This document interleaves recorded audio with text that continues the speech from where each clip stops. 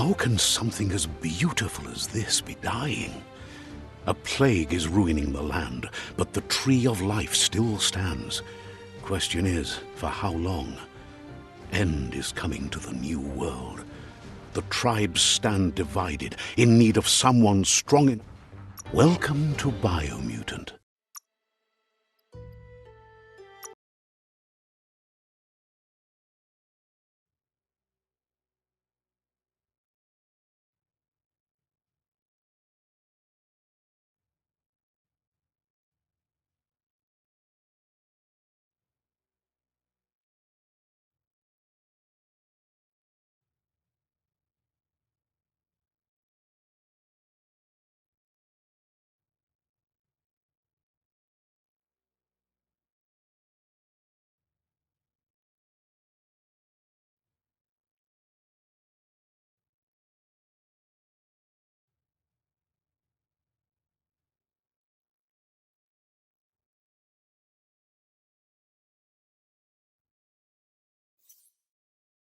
Fate is funny that way, but it won't always make you laugh.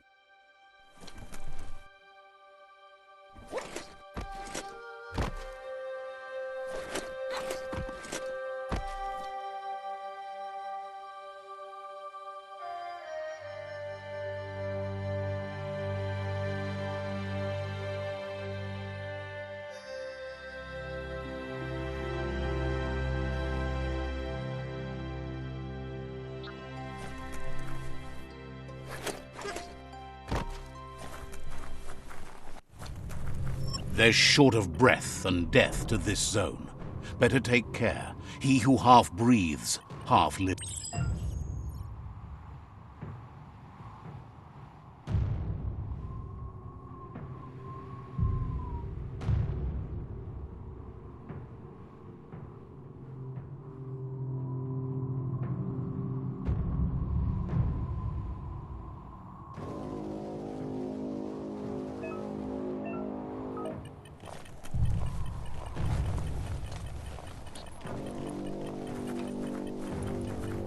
That's the leftover you're looking for.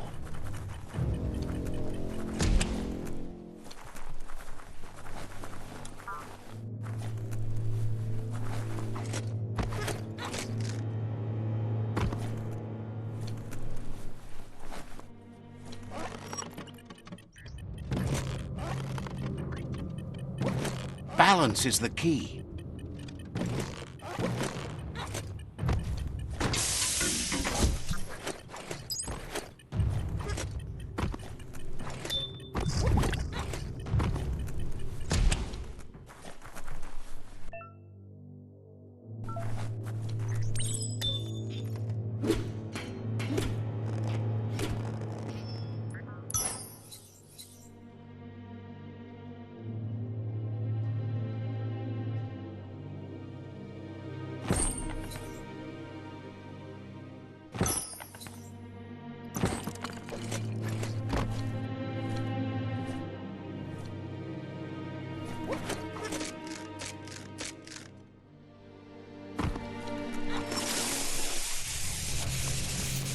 Don't waste too much energy.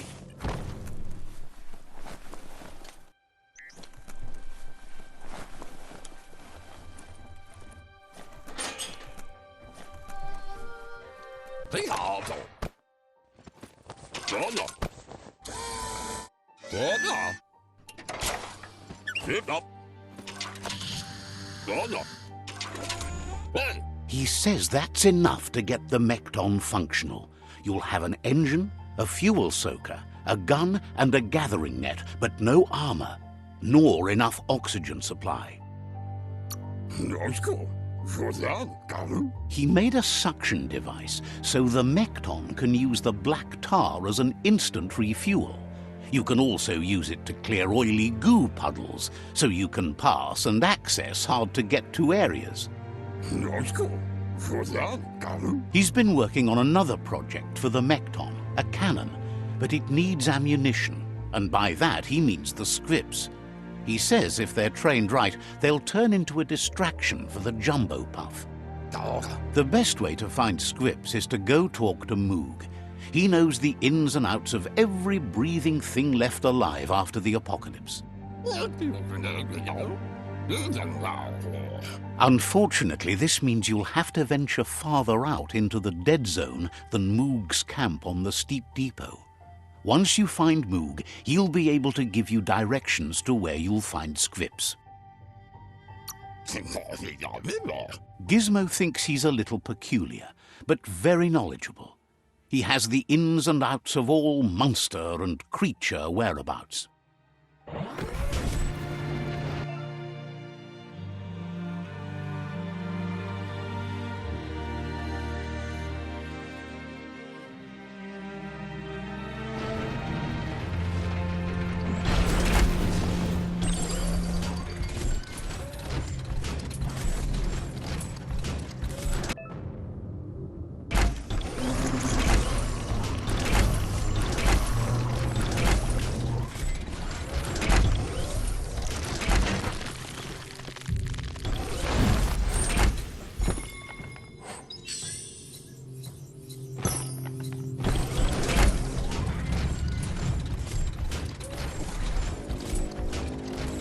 Shield your eyes if the daylight hurts you. The grease monkey's Mkton is built sturdy, just like himself. Can you imagine how this place used to look before the dead oil flood?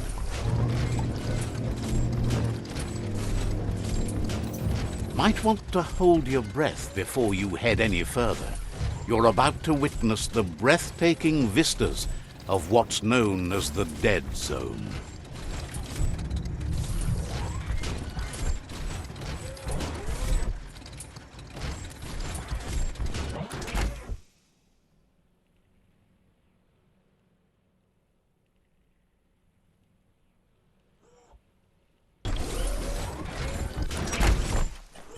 That over there is Steepo Depot, the cliffside that Moog hangs on to. Botse. Inmo. Diava. Muntea Mastula. This one's impressed to see you out here. He figured you'd be dead by now. Not many are as tough and clever as you must be. Muntea Mastula. Says a monster hunter hears many things on the wind.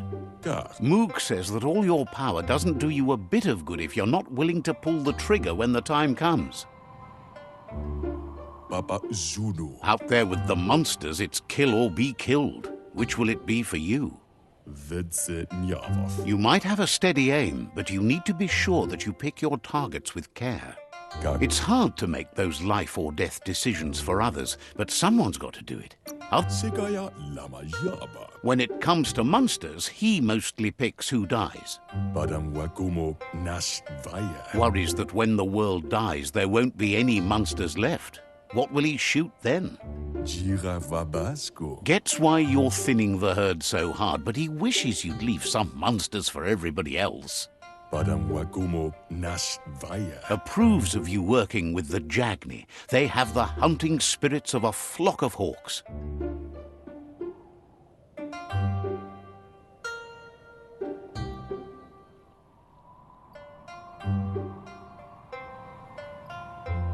Enjoys it when he gets the chance, though they're not much good against monsters. Botse. But enough of that, right? Botse. He says the wildlife, nature, has changed and turned against us. Instincts of survival took over when the world changed. Diava. He's not sure about their veggie diet anymore, and if it's changed, who knows what it's done with the chemical composition of their body output. Right now, though, he feels he's come to a point where he's got a pretty clear idea on the whereabouts of monsters, both tall and short. Diava. Says he's not sure, but if you're going to hunt something, it seems a waste not to eat it. Vaksan u intabadan kamaklai. Moog says you must learn to walk before you can run. It takes practice before you can call yourself a monster hunter. Fortunately for you, he can help. He understands you need to start off with something small before you go big. There's no better place to start than a squip cave. Hunting down a couple of these little critters for yourself should keep you on your toes. Bestilka. Thinks you have bigger issues than your so-called haunting skills if you're going to nitpick on his grammar.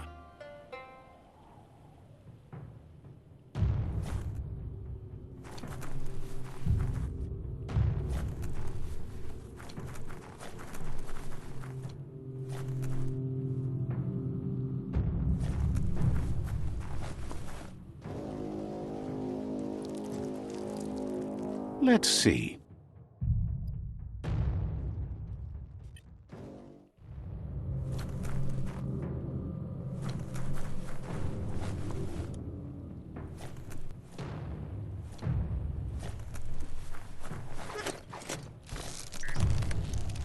You feel bright-headed now.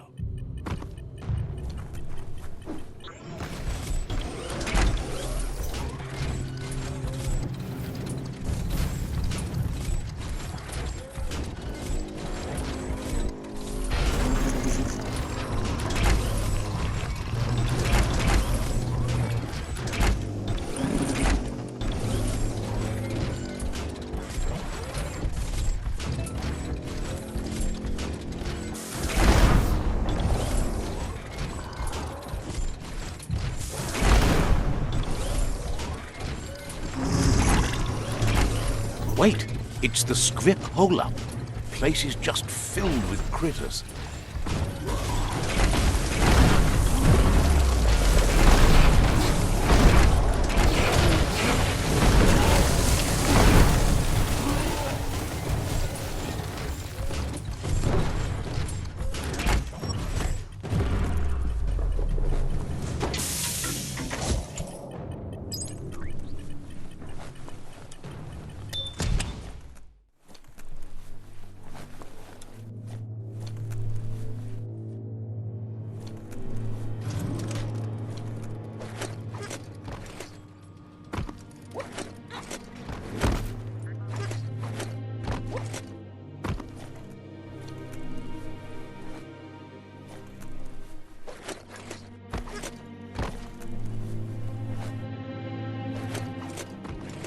Oh, idea. Go knock the lid off that sludge truck. It'll fill the place up and you can get up to that entrance there.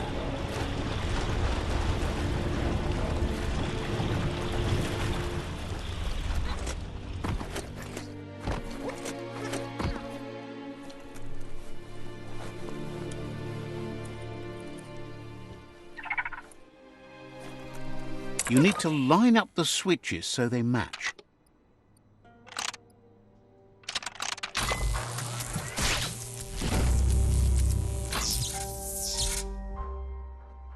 Good. That's enough electric current to initiate the actuators and activate the framework.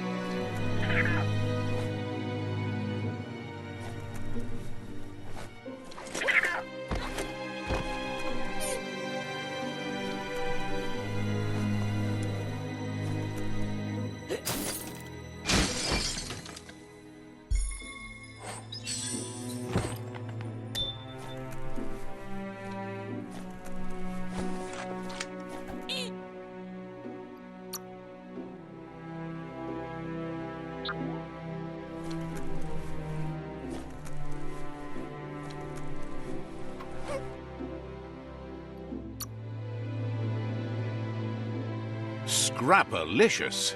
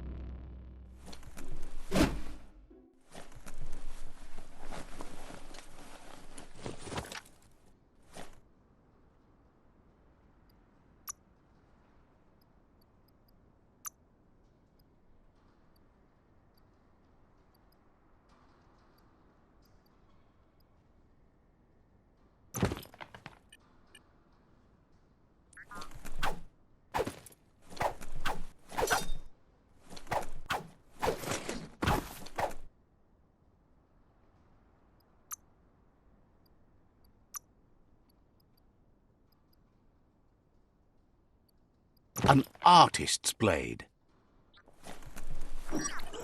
Breathe, keep breathing.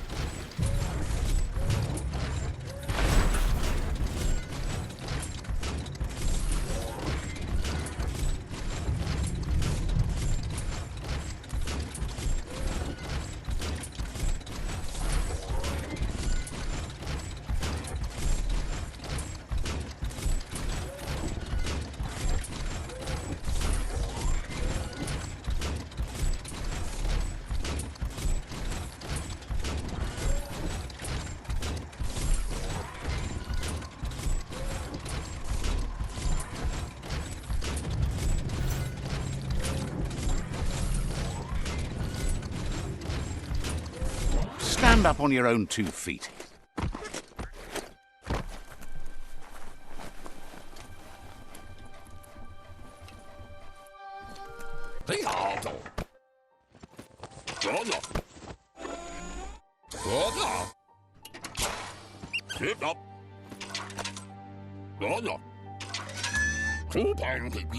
He says that's enough scripts to sustain the Mkton. That's the special weapon he made to store the scripts in the Mkton. It will be strong enough to launch them at the Jumbo Puff. Gizmo's made vehicles before to confront the Jumbo Puff himself, but failed. But this time, it's different. The Mkton will be strong enough to do the job.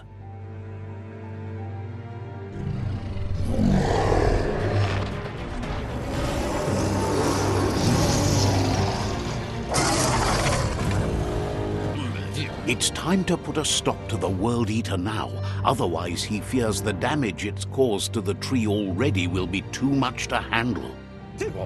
There's time to improve the Mkton. He's sure you remember enough of what he taught you about upcycling to fit some skronky gear to the Mkton on your own. Gizmo wants to help if he can. We'll be around when you return.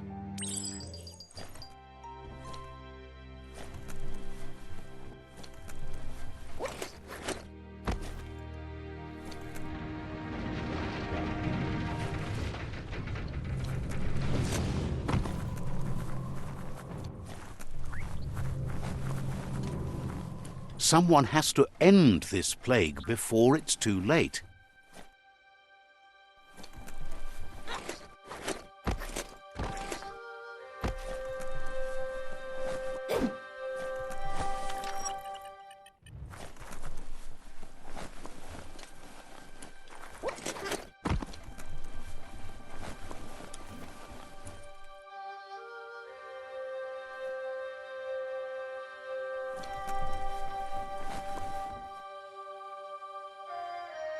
The spent nuclear fuel that Toxanol dumped in the surf had detrimental effects on the marine habitats, while the overflowing landfills contaminated the groundwater. Combined, this sent their world hurtling on an inevitable road to ruin.